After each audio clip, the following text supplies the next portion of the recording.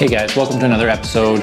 If you've been here before, welcome back. If you're new here, welcome to my channel. My name is Tyler and I talk about things like photography and video production. If you enjoy this video, please hit the thumbs up below and think about subscribing to my channel. It really helps us out.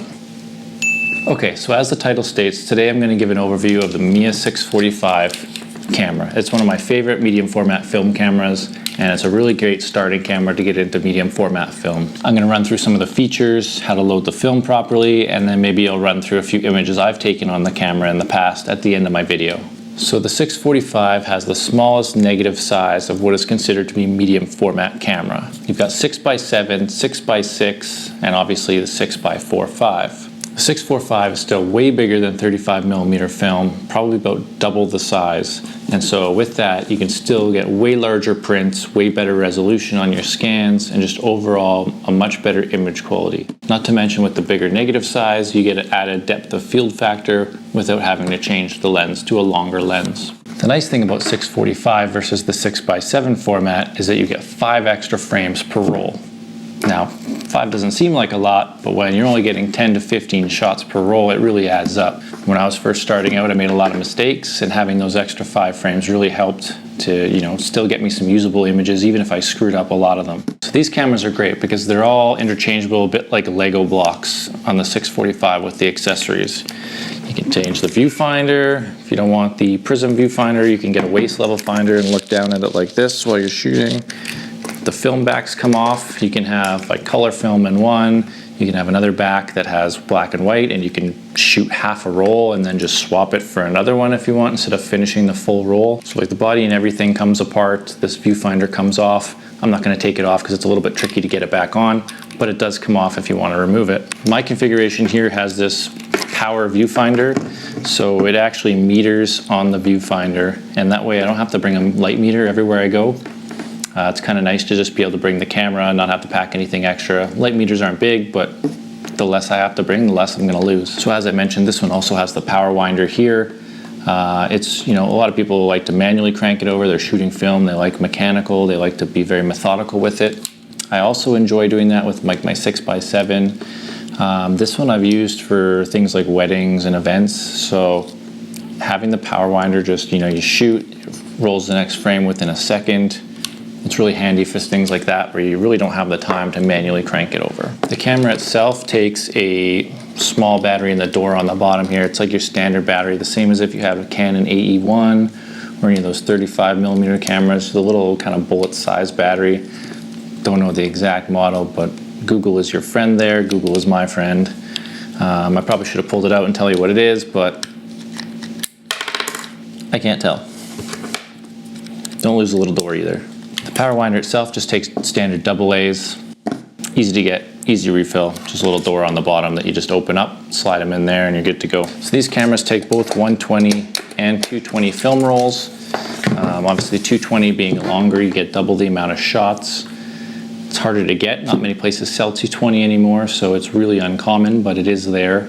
You just have to make sure that you're using the right film reels if you're going to load 220 film. They are labeled 120 or 220, and you can't interchange them because the film won't fit properly. Okay, let's go ahead and load a roll of film.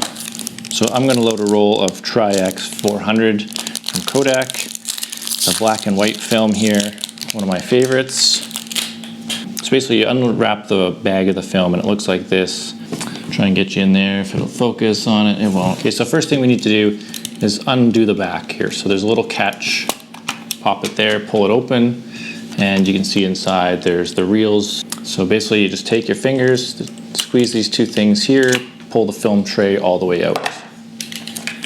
Set the camera to the side. So when a roll of film finishes, you're left with an empty reel like this. You have to move it from one side to the other. These little tabs kind of bend down so that you can put the film in. So you just put the empty roll to the other reel and it's good to go there. Then you take your film and you have to unwrap the little sticker off it. It says remove completely, which you need to do. If you don't remove it completely, it can get jammed up in the camera and cause a lot of problems, and you'll get a lot of mistakes on the photos if it doesn't reel through properly. You want to make sure it's completely removed and it's not going to hang up or catch on anything. This one's a little bit of an older film, so I just got to get a couple of the pieces that are glued on and get them off. So you basically put the film in, you look at the diagram, there's a diagram in the back of the film cartridge there. It kind of shows you how it should be loaded. Match up the direction it rolls under. So you want to have it in the thing so that it rolls under this way as it unwraps. We'll go ahead and put this in here. So once you've got the film on, you can pull this out and wrap it around the other side. You're basically wrapping it across the front of this and around to the other reel. I like to put it on the table because it makes it a little bit easier. So once you've got it on here, you're going to take it and you're going to feed it into the slot in the second reel, the empty reel. And then you want to use the reel to kind of tighten it up. It only clicks one way. Make sure that it's all the way in when you're rolling it over, and then you just kind of roll it until it starts. It should start rolling across like this, and you're going to roll the film until the start marks line up with these arrows. I'll show you here in a second. So I've got my arrows lined up here, and the start mark is on the end, and it lines up with my arrows as much as possible. So now we can put it back in the camera. Just slides in and should just click in on both sides. Make sure it's well clicked. It shouldn't be loose, and then you can go ahead and close it up. So if this was a manual wind, you would wind it until the film stops winding, and it should be on number 1 for the first frame on this little window here. There's a little window on the side. I don't know if you can see it on the camera. There's a little window there, and it tells you where the film is at. Right now it's at start. I'm gonna go ahead and turn mine on. Mine has the power winder. I just have to flick this, and it's good to go.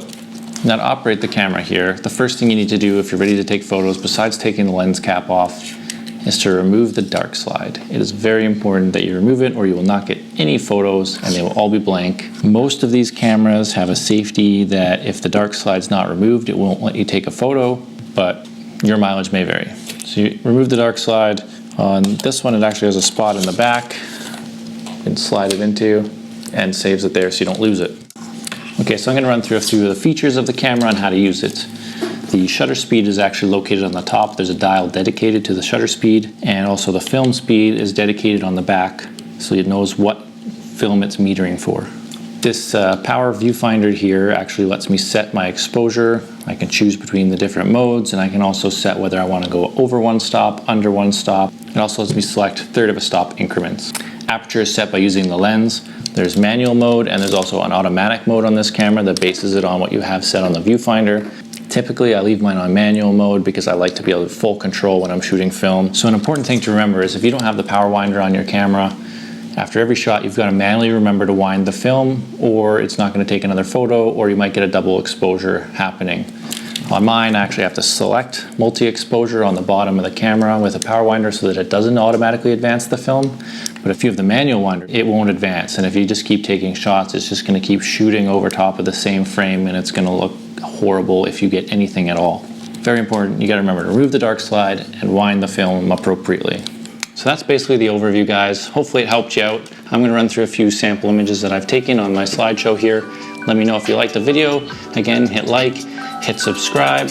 Hope to see you guys again. Thanks for watching.